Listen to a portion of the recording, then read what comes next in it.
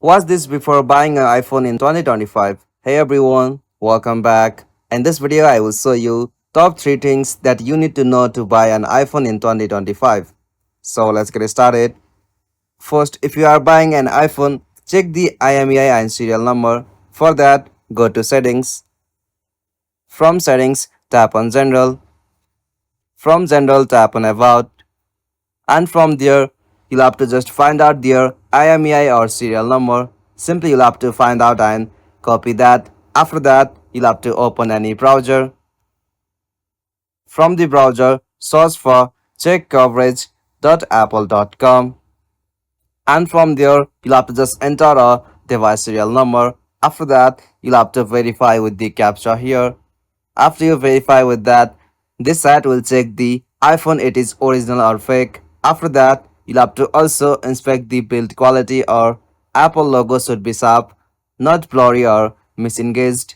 Button and finishing on real iPhone feel premium, not loose or cheap plastic. Fake iPhones often feel lighter and lower quality.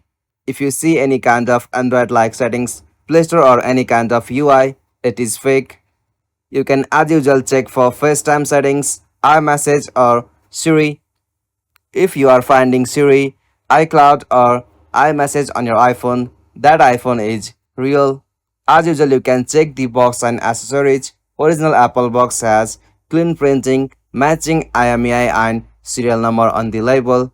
At last, you can test the key feature like try to test Face ID or Touch ID. Check the camera quality. Fake one often have poor cameras or no night mode or no night mode. If you find any true tone option on display, that display is original. After you configure or check all of the settings on your iPhone, you can be sure to buy that iPhone.